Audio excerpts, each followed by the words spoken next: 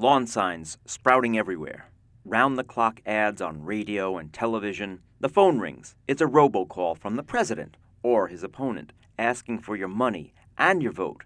And while you're at it, watch their YouTube videos and like them on Facebook. Election time.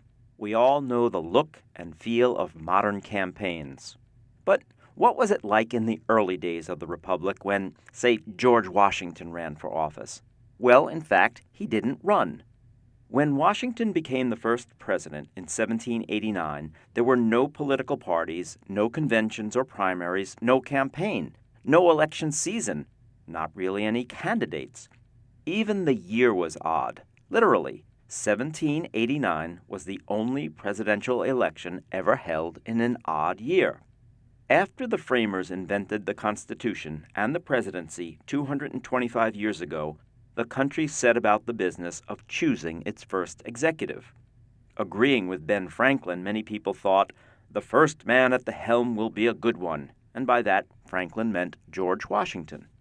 Greatest hero of the Revolution, Washington presided over the convention that created the Constitution. Rarely speaking, he never discussed the job of president or of wanting it. And when the first presidential election took place, it was a crazy quilt affair with many hands stitching the pattern. Under the new Constitution, each state was given a number of electors who would cast a vote for two names. The man with the most votes would be president. The second-place finisher was vice president. But who picked the electors? That was left up to the states. 6 of them let the people decide, or at least white men over 21 who owned property. In New Jersey, some women voted, a right later taken away. But in other states, the legislature picked the electors. At that time, many people thought democracy was one step away from mob rule, and a decision this important should be left to wiser men. These electors then voted for president. All the states had to do was get their votes in on time. But there were glitches. Only 10 of the 13 states voted. Rhode Island and North Carolina hadn't ratified the Constitution and couldn't vote. New York missed the deadline for naming its electors and also was not counted. When the votes were tallied, it was unanimous. George Washington won easily. John Adams trailed far behind, finishing second, and became the vice president.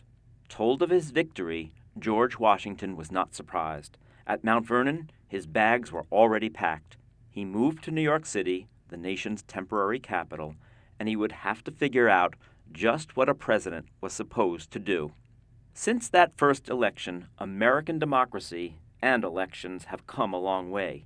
The Constitution has been changed to open up voting to more people, black men, women, Native Americans, and 18-year-olds included.